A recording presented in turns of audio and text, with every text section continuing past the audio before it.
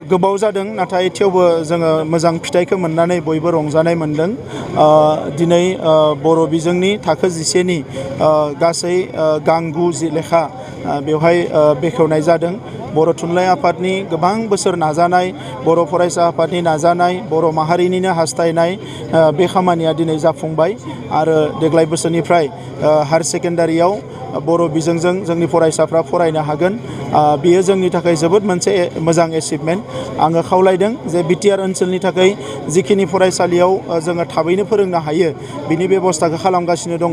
नाथाय बिटिआरनि बाहेरनि बर' बिजों फरायसालिफ्रावबो जोङो बेखौ थाबैनो फोरोंनायनि बेबस्थाखौ खालामनांगोन आरो बिनि थाखायनो बर' कसारि काउन्सिल, बिटिआर सरकार, बर' थुनलाइ आफाद आरो बर' फरायसा आफाद जयै आसाम सरकारजों सावरायनानै बै फरायसालिफ्राव फोरोंगिरि थिसननाय आरो जोंनिबो माखासे फरायसालिफ्राव नांगौ बायदियै पिजि टिचार गैया, फोरोंगिरि गैया।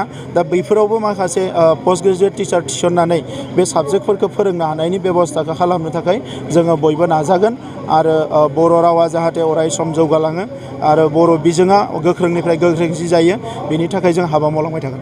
आं बेखौनो बुंदों जे माखासे फोरोंगिरि नांगोन, माखासेयाव फोरोंगिरिफोर दङ नाथाय गोबाङावनो फोरोंगिरि नांगोन। दा बे फोरोंगिरिखौ आसाम सरकारा एपइन्टमेन्ट होनांगोन।